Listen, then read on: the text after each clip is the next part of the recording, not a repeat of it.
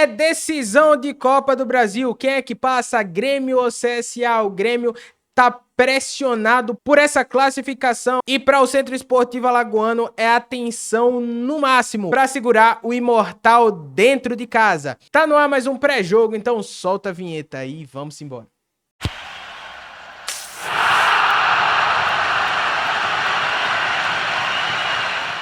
E aí, galera do Papo de Azulino, fala meu povo, fala meu time, mais um vídeo aqui no canal, mais um programa. Antes de a gente começar, não se esquece, tá? Se inscreve no canal, ativa o sininho pra você não perder nada, vídeo novo todo dia, vai ser um prazer ter você fazendo parte desse time. Seu like, seu comentário são sempre muito importantes, tamo junto, agora vamos embora pro vídeo. E aqui, primeiramente, meu povo, falar do Grêmio pressionado, né? Nas últimas partidas, o Grêmio só venceu o Santos, né? Perdeu pro CSA, empatou com Vitória, empatou com Godoy Cruz, empatou com Atlético Grau, né? Empatou com Bragantino, né? Perdeu para o São Paulo, empatou com Godoy Cruz 2 vezes. Então, é um time que vem pressionadíssimo, passando por mudanças, né? O Grêmio é um time que ainda tá buscando se encontrar aí na temporada, né? O Mano Menezes tá tentando achar aí o seu 11 ideal, né? Um time que muda, vem mudando, né? Aqui e ali para tentar achar a sua melhor versão.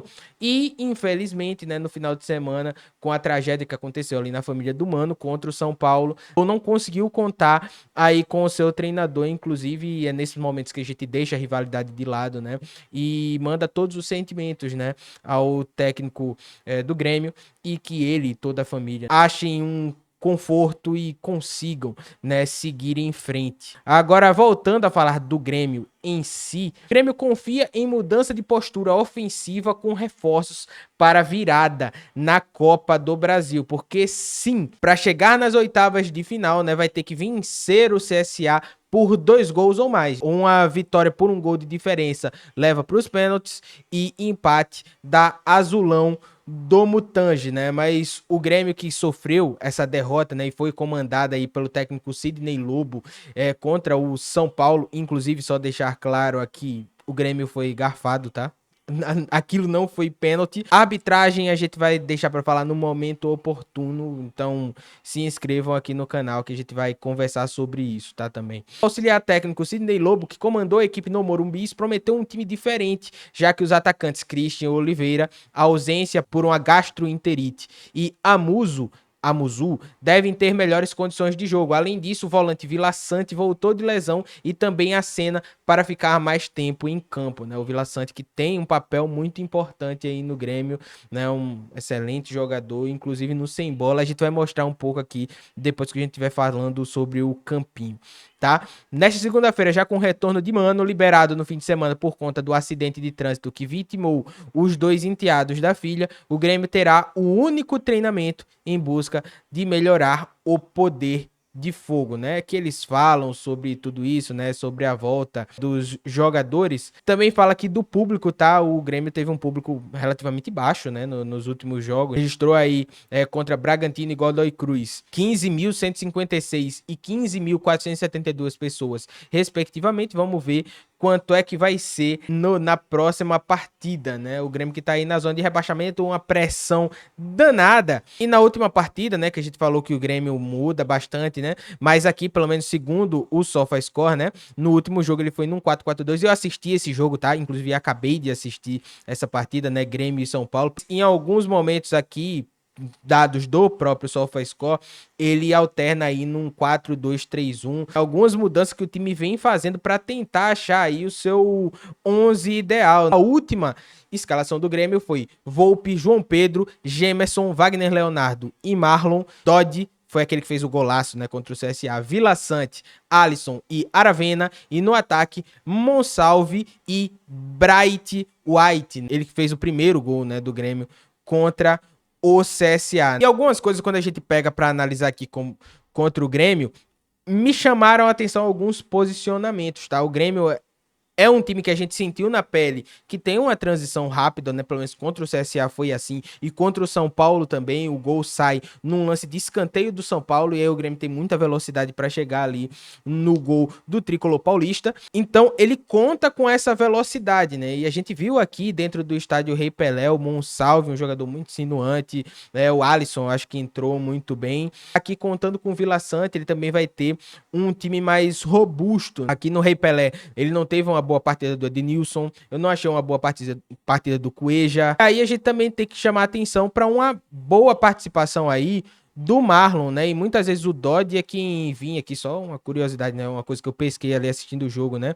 A subida do Marlon, o Dodge baixava aqui. É um time que, por mais que esteja passando por um momento ruim, é óbvio que continua sendo favorito e tem as suas qualidades e que o CSA, mesmo tendo vantagem no resultado, não pode sentar em cima dela e achar que já tá ganho porque o Grêmio tá numa crise. O Grêmio é o time que eu considero organizado, agora que tem alguns problemas aí no seu sistema defensivo, né? Apresentou isso contra o CSA, apresentou isso contra o São Paulo. Sempre, até quem não acompanha o Grêmio, sempre quando ouve falar deles, ouve o nome do Gemerson, né? Ouve o nome de alguém do sistema defensivo gremista que acabou sendo crucial para que eles não tivessem conseguido o resultado. Outra coisa que me chama a atenção, quando você tem aqui um extremo, eu vou colocar aqui o Cachoeira, né? Para você alargar um pouco mais, né? E tentar achar esse espaço aqui, lateral, zagueiro, você tem aqui o centroavante, um espaço que pode ser aproveitado por outro jogador do CSA aqui. Contra o São Paulo, pelo menos, o Vila Sante, ele veio acompanhando e formava aqui uma linha de 5, praticamente, né?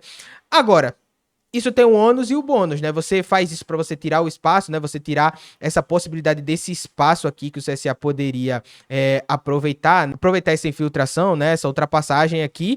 Só que também deixa um espaço que pode ser aproveitado. É um espaço que pode ser aproveitado por outros jogadores, até pela própria velocidade aqui do Cachoeira ou de qualquer outro extremo aqui partindo para dentro. Enfim, uma pontuação, né? Óbvio que o Grêmio é um time que tem muita qualidade, mas se o CSA conseguir se organizar dentro de campo, e aí você precisa ter atenção ao máximo no jogo desse, eu acho que tem condições sim de achar espaços aí e fazer o resultado. Lembrando, o empate é do Centro Esportivo Alagoano, mas, óbvio, dentro da pressão, né, que sofre o Grêmio, sem pressão o Grêmio já iria partir para cima do CSA, né? E com essa crise toda, eu acredito num Grêmio fazendo uma partida diferente do que fez aqui no Rei Pelé, né? Uma partida muito mais, pressionando muito mais o CSA, né? Uma partida finalizando até muito mais do que foi aqui no estádio Rei Pelé. Eu acredito num Grêmio diferente e muito mais agressivo do que foi aqui no Rei Pelé. E aí é que a gente vê a qualidade do time adversário, né? O Grêmio, como eu disse, o CSA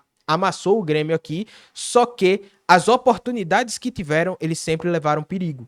Fizeram 2 gols, inclusive um golaço do Dodge, mas poderiam ter feito outro. O Gabriel Félix fez uma boa partida, fez defesas importantes também. Nesse jogo de Copa do Brasil, e deixando bem claro, a obrigação aqui continua sendo do Grêmio, mas para o CSA passar, mesmo tendo essa vantagem, é atenção ao máximo e aproveitar as oportunidades que o jogo apresentar. E com o Grêmio tendo que partir para cima, essas oportunidades tendem a acontecer. O CSA se organizar muito bem para, quando essa oportunidade, essas brechas aparecerem, aproveitar. Agora falando de Centro Esportivo Alagoano, o CSA veio, né, na última partida com um time alternativo do meio para frente. E algumas peças eu acho que se sobressaíram, como é o caso do Baianinho. O Baianinho eu acho que ele fez uma boa partida, eu acho que ele aproveitou bem a oportunidade que ele teve.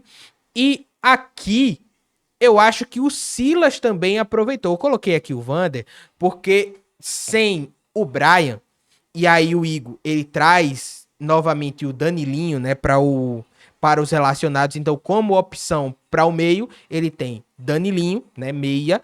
Tem o Gabriel Vieira, que jogou na última partida, também é meia. E ele tem o Vander, que é volante, é segundo volante, mas ele também faz meio. Então, aqui, totalmente uma incógnita do que o Igor vai pensar para esse jogo. Eu não acharia loucura aparecer um Silas que tem um bom chute de fora da área, né? Que nas subidas do Enzo ele pode baixar para cobrir. Dentro do jogo, ele pode virar lateral esquerdo e você adiantar mais o Enzo. O Vander, é um jogador mais técnico, né, dentre os volantes, ele é que tem essa capacidade maior de ser meia, mas eu acho que dentre os jogadores que tiveram a oportunidade no sábado, eu acho que o Wander deixou um pouquinho a desejar, mas é uma opção também. Então, eu não sei se ele vai, propriamente dito, com 3 atacantes, mas o modo segurança do Igor, a gente tem que analisar que fora de casa, é raras as vezes que o Igor não coloca, pelo menos em jogos importantes, que ele não coloca os 3 volantes. Geralmente isso acontece, né? No início do ano era Camacho, Nicola, Wander. Agora o Silas surge como opção, né? O Kevin vem tendo oportunidades também. Então, sinceramente, aqui eu não tenho uma provável escalação. Vou ser bem honesto com vocês. Aqui é algo que, pensando nos 3 volantes que o Igor gosta de utilizar e que se mostrou muito competitivo, e o CSA não pode ir de peito aberto, né? O CSA tem que fazer um jogo, acima de tudo, muito físico para não dar espaço ao Grêmio, porque se der espaço eles vão aproveitar. Então, aqui eu pensei num 3 volantes, mas com o Wander sendo esse cara mais técnico, né? Sendo aí essa figura que se aproximaria mais de um camisa 10 e 2 extremos de velocidade para você pegar essa transição muito rápida.